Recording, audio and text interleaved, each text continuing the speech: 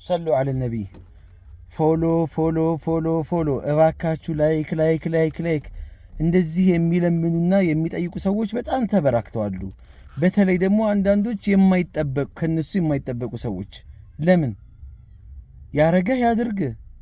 ካመነብህ ከወደደ የሚፈልግህ ከሆነ ፎሎ የሚለውን ይጫናል፣ ያንተ ተከታይ ይሆናል። በግድ ተከታይ ሁኑኝ ብሎ ልመና ተከታይ ሁኑኝ የለቀኩትን ቪዲዮ ወይም ደግሞ የተናገርኩትን ንግግር ላይክ አድርጉልኝ ውደዱልኝ እንዴት ይባላል? ነውር ነው፣ ወላሂ ነውር ነው፣ አይባልም። አንተ ቤትህን አመቻች፣ ጥሩ ንግግር ተናገር፣ ኡማው የሚጠቅም ነገር አድርግ። ይጠቅመኛል እገሌ ኡስታዝም ይሁን ሸኽም ይሁን ጋዜጠኛም ይሁን አክቲቪስት ማንኛውም ይሁን እገሌ ይጠቅመኛል በገሌ ይጠቀማለሁ የሚል ከሆነ የፎሎ ምልክቱን ይነካል፣ የላይክ ምልክቱን ይነካል። ለሌሎችም ይጠቅማል እኔ እንደተጠቀምኩት ሌሎችም ይጠቀሙ ብሎ ካመነበት የሼር ምልክቱን ተጭኖ ለሌሎችም ሼር ያደርጋል። ለምንድን ነው የምንለምነው?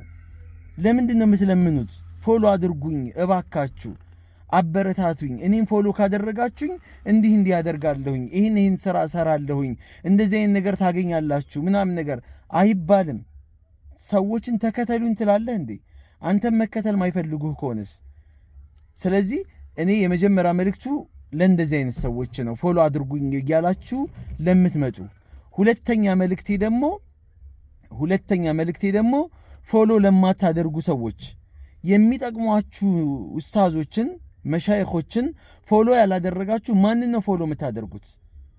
ማንኛውም ዝባዝንኬ ለዱንያም ለአኼራም የማይጠቅማችሁን ነገር ፎሎ እያደረጋችሁ ማንም ሰው ሲወራጭ ሲዘል ሲፈርጥ ሲነሳ ፎሎ እያደረጋችሁ ቃለ አላህ ቃለ ረሱሉላህ አኼራ የሚያስታውሳችሁን ሰው እንዴት ፎሎ አታደርጉም?